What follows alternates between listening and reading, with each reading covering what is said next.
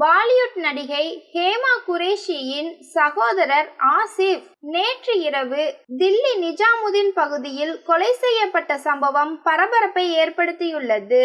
டெல்லியின் ஜங்புரா போக்கல் பகுதியில் வசித்து வந்தார் ஆசிப். இவரது சகோதரி ஹேமா குரேஷி தமிழில் ரஜினிகாந்த் நடித்த காலா படத்தில் நடித்ததன் மூலம் தமிழ் ரசிகர்களிடையே பிரபலமானவர். கடந்த இரவு 11 மணி அளவில் அவரது வீட்டின் முன்பாக இருசக்கர வாகனம் நிறுத்தப்பட்டிருந்ததை பார்த்த ஆசிப் அதனை அகற்றுமாறு சொன்னதாக கூறப்படுகிறது.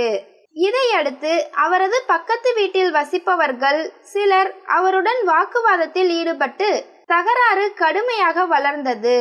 அந்த நேரத்தில் ஆசிப் மீது அவர்கள் கூர்மையான ஆயுதங்களால் தாக்குதல் நடத்தினர். இது மிகுந்த சோகத்தை ஏற்படுத்தியது. படுகாயமடைந்த ஆசிப் உடனே அருகிலுள்ள மருத்துவமனைக்கு கொண்டு செல்லப்பட்டாலும் அங்கு அவர் உயிரிழந்ததாக டாக்டர்கள் தெரிவித்தனர். ஒரு சாதாரண பார்க்கிங் பிரச்சனையில் உயிரை பறித்து கொள்ளும் அளவுக்கு வளர்ந்திருப்பது தில்லி மக்களிடையே அதிர்ச்சியையும் சோகத்தையும் ஏற்படுத்தியுள்ளது. தொடரும் விசாரணையில் மேலும் பல தகவல்கள் வெளியாகும் என எதிர்பார்க்கப்படுகிறது.